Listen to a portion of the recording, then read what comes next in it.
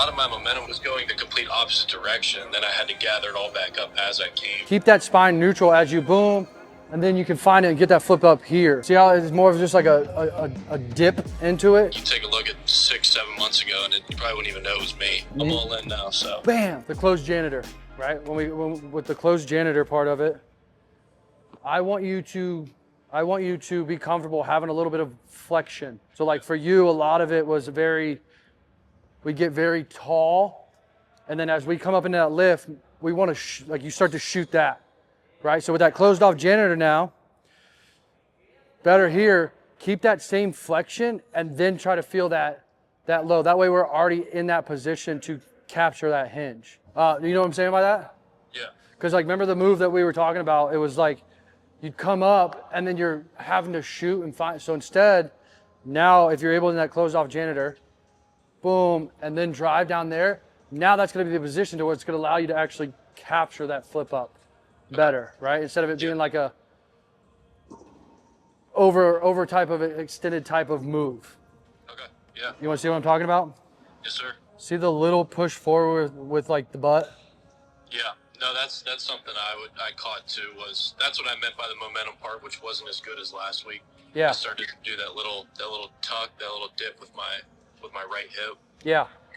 It's almost like you're just slightly pushing it out this way, right? So it's like this way and then trying to capture, boom, and then you're trying to find it again instead of being able to actually stay, like it's not gonna be like a rounded position, but it's just keep that spine neutral as you boom, and then you can find it and get that flip up here. It'll feel probably more organic of like that arm getting flipped up instead of like having to really extend to get that deep, like, you know, flip up. That makes sense with that though? Because I do like the way the back hip is like starting to like snap down.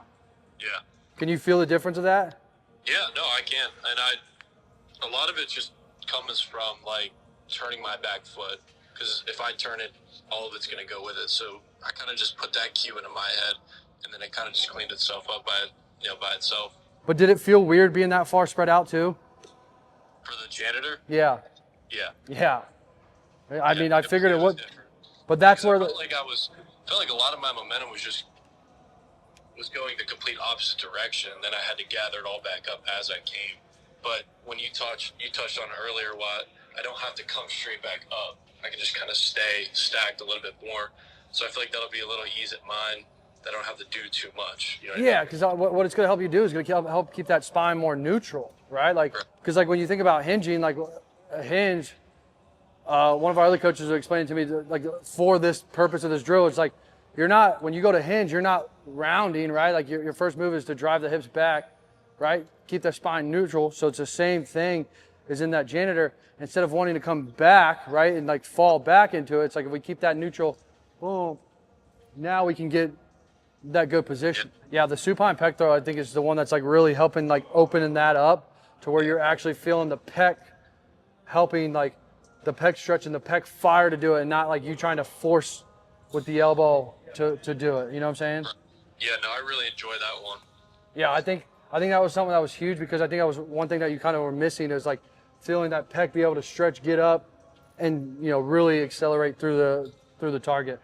Yeah, it's a sensation I never felt before, and then I actually start to feel it, and it feels good. I like it. Especially like whenever I was like, all right, this is gonna be one of those things to give you a new sensation, to where I think it's starting to click up and down the chain. Yeah. More organically. Okay, pivot. Still a little bit too wide with the pivot. You know what I'm saying? Like it's like that back foot. My feet is too wide. Yeah, you're too deep. So like, see how like you're like way back here, like how my feet are way. Think about almost toe to heel, and you're really trying to feel like that hip turn, that hip engagement, because like you should feel that good stretch here too, right? Because it's like a little bit of it. What it looks like, it's more of just like this is just turning, instead of it being boom, get the hip involved, and then let it unwind. Right. And I think it'll help you too, not feeling like this elbow's driving down, but we're actually capturing the momentum of like, boom, getting that hip, winding up, and then able to fire. That hip's gonna be able to fire through. Yeah, no, I feel like with my feet closer, it'll give me a little bit more range of motion to actually turn into my hips. Whereas they're so spread out, I only have so much room to work with. Yeah, I think too, like it's just maybe because like we are a little bit deeper, it's really hard. And even if you do go deep, you can still get the hip turn, but I think shortening up the stride just a little bit to maybe go heel toe is going to help feel like, oh, there's me actually getting into that hip. I'm now winding up, the arm's able to get flipped up. Now I've reached that limit. Well, bam, accelerate through that throw. See how it's more of just like a dip into it, not really like actually getting into that hip. Kikuchi, how do you like this one? It's different. I'm starting to get used to it. I don't mind it. I honestly don't. I don't really understand the purpose of it, though. That's the thing. I'm trying to help you feel, instead of it be the Andrew type of like lift and push forward, essentially what you're trying to do is get up on that toe and be able to actually sink back into that hip, into that hinge. There's the load of it. To help feel that tension, help feel that actual boom, boom, and then rotate into that front hip. Right. I think that's the biggest thing. I mean, it's something that's a little bit different for you just because of the hip wanting to push forward. The hip wanting to go this way first, right? So then your natural movement originally was always to go this way. Well, then you're trying to find it again this way. But if we're able to keep a good stack posture, boom, boom, now we're here, boom, able to actually fire and naturally rotate better into it. Finding that middle ground between not pushing it way too forward, but also not crouching over it. Think about trying to keep the spine as neutral as possible when you're doing that, instead of it being like a rounded type of position. Instead of it being like it's more of like that neutral, boom, spine aspect of it. But see how much, like even now, it might feel awkward to you, but like, do you see how much more like fluid that you are moving? Yeah. Like it really is, like it's really taking a big leap forward of like fluidity. You are now finding that instead of being a bunch of mixed parts trying to then sync up time-wise. Yeah, no, I was at lunch with a buddy this morning and I was telling him all about this. I was like, you take a look at 6-7 months ago and you probably wouldn't even know it was me. Yeah, I mean, I think we both can agree that like a lot of the positions before were like forced. As to where now you're kind of finding more of like that natural flow of your body and you're not having to like muscle up or overcompensate to really find those positions right now. Yeah, no, I agree. There was so much low-hanging fruit and I just had to actually put the work in and feel it out. And it wasn't easy, but it took every single day, but I like where I'm at. No, absolutely. But yeah, I mean, you can just see that, like you could just see how like the flow of this is starting to pick up. Yeah. Because like before, I don't think you could ever actually hold tension like that and then be able to drive down the mount. No.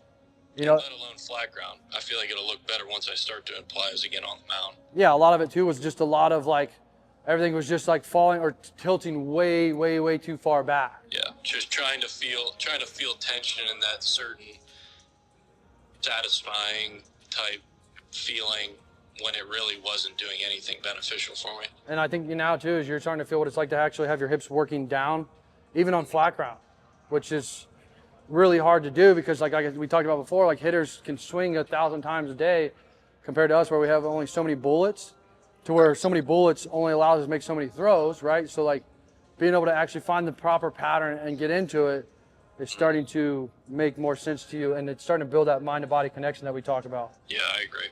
All right, check out the last one. Is this the walking windup? Yeah, I was really happy with my back foot on this one actually turning over. Okay. That was probably the most impressive thing on my side. It's getting there. Now I think the biggest thing is like once this part of it syncs up with it and we're able to like find that proper gather and be able to not feel like the elbow has to be out front and drive it to where we can actually get it to where boom, as we fully grasp like the rotation into that and the hands out here getting a good extension out here instead of the elbow driving it.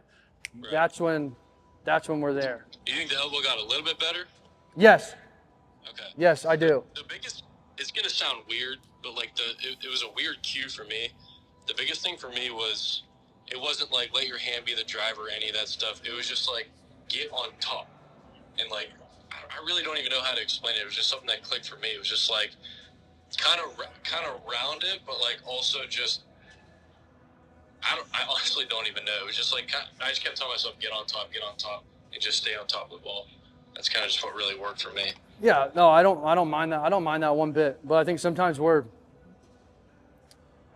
that can kind of get a little bit misconstrued is like where we think about getting on top, well then we start to elbow climb, right? And then like elbow goes from like where our natural like slot is for our shoulder rotation to then it's like we're climbing up to get on top instead of actually being able to like let it unwind into that release. Okay. You know what I'm saying? Yeah. Like I think where we're at, like we've already made a bunch of strides with that. So instead of thinking like on top, think about just getting out front, like the extension part of it out front here, instead of thinking like on top, because then we're just gonna probably want to elbow climb. That makes sense with that one? Yeah, 100%. Because I think, dude, we're getting there. We're really getting there, and the body, the lower half is starting to sync up a little bit. Like that video I sent out Friday when we were like, hey, this kind of actually was the first time I felt myself being able to drive. But like, think about this too, Andrew. Like, check this out. Look how much less tilt we have back with the shoulders. You know, even like I actually look back and I just imagine what a PVC pipe would look like on my shoulders. Would it be this way? Would it be that way? And it looked pretty neutral, which I was happy with. Yeah, I think that's something that's going to continue because I think you've been so used to also tilting back so much. That's why like maybe that elbow's still wanting to climb a little bit. Yeah. To where like still thinking boom, foot strike, and really rotating through that, accelerating through that feeling, that sensation. It's just full of bad habits for years, and I mean, it's just cracking them and breaking them down. That's kind of what it is. Well, that's why this game's really tough, right? Like that's why this game is really tough, and we have to constantly be willing to put in the work, even on the days where, you know, it's just a med ball type of day, right? Like I mean, think about a couple of weeks ago when we talked about how athletic and clean that med ball throw was, and how aggressive it was. Like I think you're now starting to trust yourself. And positions that a couple months ago, you're like, I can't do that. No freaking way am I going to be able to get in that position. Yeah. But now, like you're making yourself uncomfortable, and you're you know putting yourself in vulnerable positions to really get after it.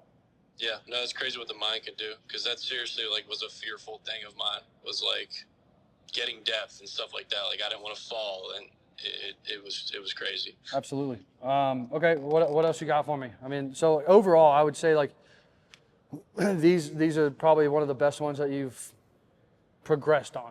You know what I'm saying? Like being able to continue progressing and stuff like that. But I think these are the ones that are starting. You're looking more athletic and more fluid throughout your throws. Yeah, I agree. Just kind of like planning here. Today's our last day of maxing. Okay. So lifting, I'm gonna get back with you guys. Okay. I'm gonna hammer the lower body stuff like continuous, obviously. But when do you think we should start pushing our focus towards the upper half, like mechanic wise, like with plyos and all that? I mean, right now, I think hammering the lower half. The lower half's the foundation, right? Like foundation's messed up. You work up the chain. The upper half is going to be out of whack too, right? So now we're cleaning up the lower half to where then like once we got a good comfortable feel with the lower half and we're confident and we're moving the way we want to move, then we could really add that in with all of those lower half movements. Yeah. Like there's a few that I have that I think will help really hone in like that momentum where you're going to feel like, oh, there it is. There's the good, scap retraction to the pec fire, and then it'll be from the pecs really truly firing for the throw instead of it being like the elbow wanting to lead. I hope it'll pay off. Oh, it will, man. I mean, I'm all in now, so.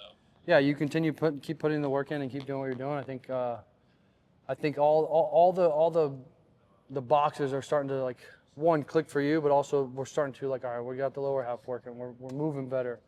Yeah. Now we work up the chain, and then when it comes season time, it'll be small little things here and there instead of it being like a big, you know, multiple different type of things. Yeah, no, I agree. All right, so keep honing that in. Keep working on that lower half. Keep feeling that back leg drive to the front leg. Boom. Gas pedal to the brake. Really feeling that rotation, and then we'll go from there.